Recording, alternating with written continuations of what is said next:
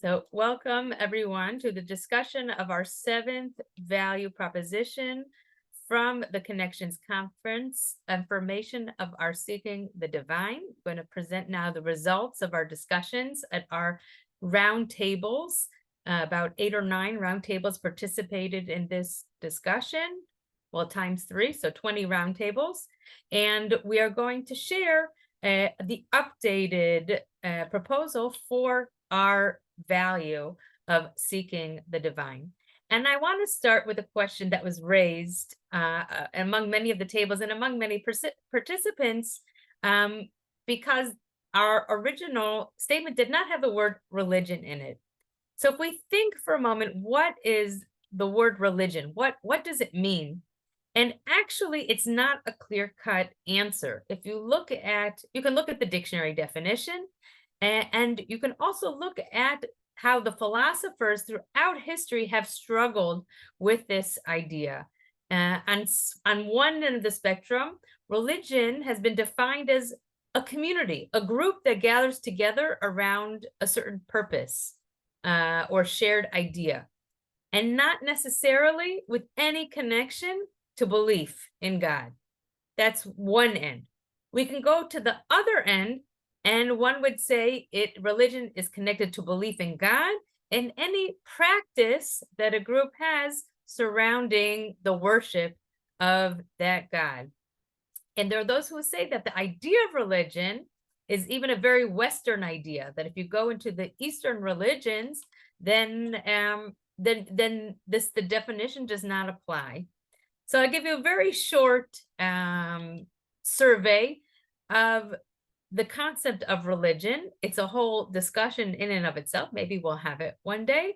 And I wanted to put that out there as we go through our discussion about what it means as a world union for progressive Judaism to say that we affirm our seeking of the divine.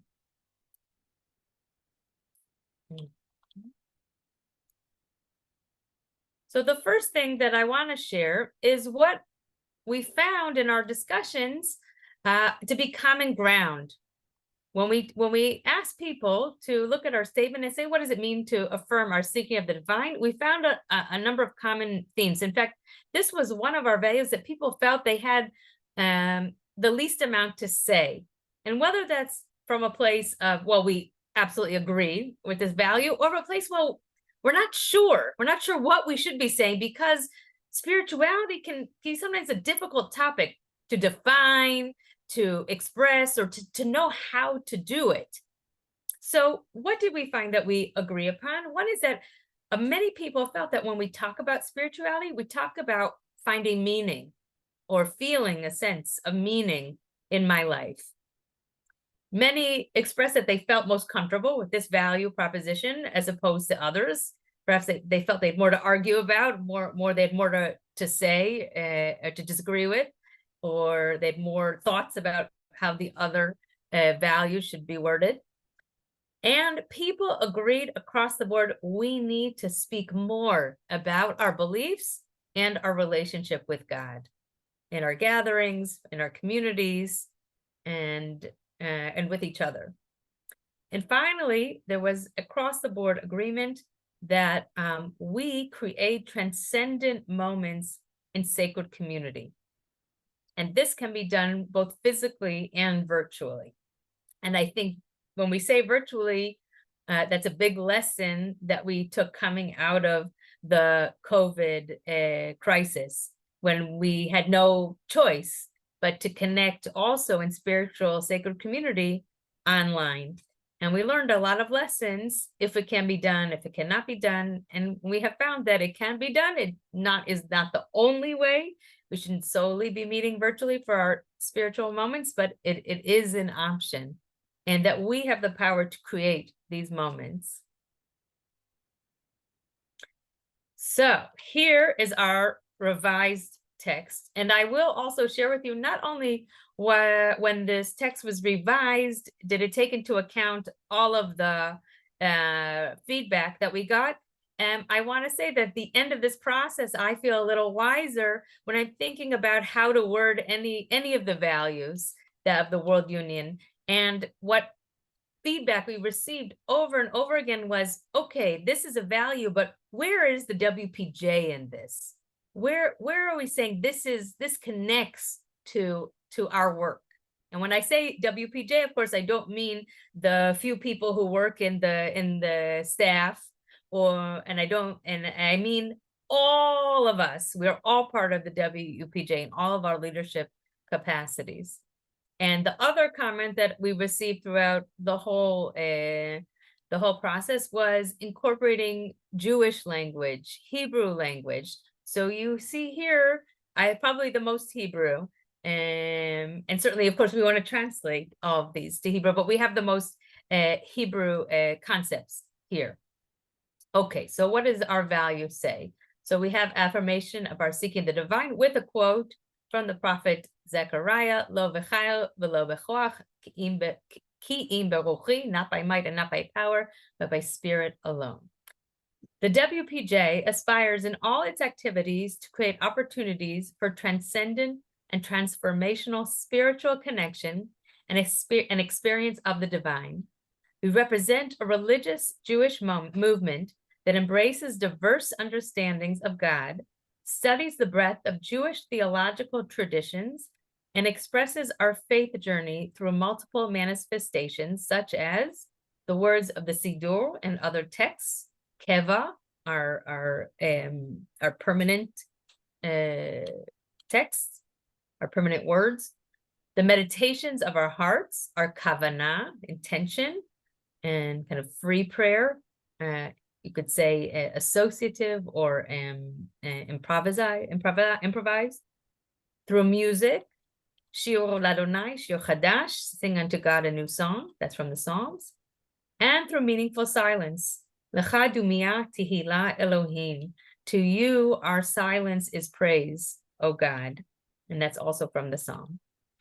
Every gathering within the framework of our organization is a sacred encounter through which we develop relationships and community and embody godliness in the world. B'Tselem Elohim, we are in God's image. We support our partner organizations in enriching their spiritual content and leadership. We pray that our thoughts and actions throughout the WPJ reflect our seeking of God and our love of humanity, all creatures, and our world. So what I presented to you right now is what I call, we'll have time for comments afterwards. What I present you right now is what I call the Mishnah. This is the text. This is the simple statement, and it is the culmination of a lot of discussions, but it's trying to explain simply, this is what we do, this is what we believe. So now I'm going to move to the next page to what I call the Gemara. We're studying Talmud. Here I'm showing you the background of how everything came into the text. Certainly some of the text was from the original statement, and here highlights some of the updates, some of the changes that were made, and shows you a little background of the discussion, just as our Gemara and the Talmud shows the discussion that the rabbis were having as they were trying to determine what Jewish life should look like. So if I go through the text one more time, I have that the WPJ aspires in all of its activities to create opportunities for transcendent and transformational spiritual connection and experience of the divine. And then I have the phrase, we represent. Okay, so there was a comment. You see the line that goes down to the bottom. The comment here was, we should be expressing how we are different from other denominations. And we attempted here to show, not to say what we're not, but to take that idea and say what we are. What do we represent in our movement?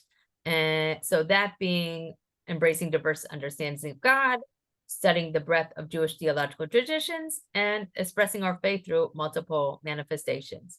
That I'll come on to those individual in a moment. So hopefully this expresses what we are as a progressive Judaism, how we approach spirituality, the divine, God.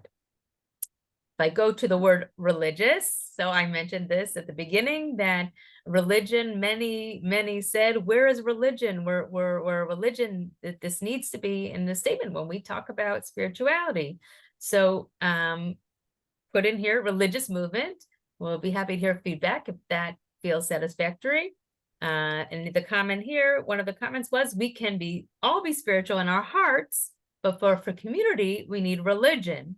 So we can discuss, is that religion means like a practice, perhaps, or a common like ceremony that we all share and do together.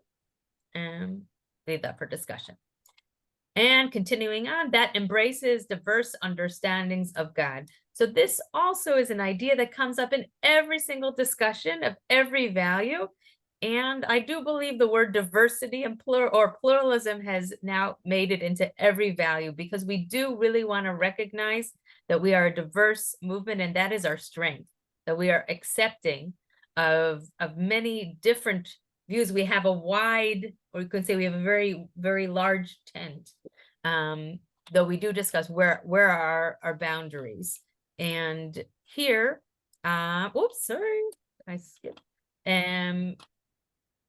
Where did I put the word? Jewish tradition. Study the breadth of our Jewish theological traditions to understand that our tent is wide, but what we do is based on Judaism. And I put here the word faith journey, and recognizing that also in Reform Progressive Judaism, we don't want to exclude people who say, I don't believe in God. We still welcome them to be on the journey, invite people to be part of that discussion. And it certainly is a journey for all of I can speak for myself as a person of faith. It's a journey, and it's not a monolithic experience. If I go now to the list of the multiple manifestations, we have the word Siddur. We were asked to bring through these words, to bring this specific statements through the words of the Siddur, music. So it feels absolutely appropriate. The Siddur is our ritual, the basis of our ritual text. Even as we create new Siddurim, we think about what needs to be in them that expresses our spiritual aspirations. And if I go now to the last paragraph, every gathering within the framework of our organization is a sacred encounter through which we develop relationships and community. And that it was added on the basis of a lot of comments, but this comment most directly relates that we're asked to put that we have to develop relationships in spirit of community. Certainly everybody can have a spiritual life on your own. You can get up in the morning, you can meditate in your own space. But when we speak as a global organization, and when we speak about communities, and many of us are leaders of communities or members of communities, that is an important element of how we together talk about God and spirituality. Finally, those are all the singular comments, and I put here in bold. The many asked and called us out, write more concrete activities, what we do. It's not just that we believe in spirituality, what is the role of the WUPJ?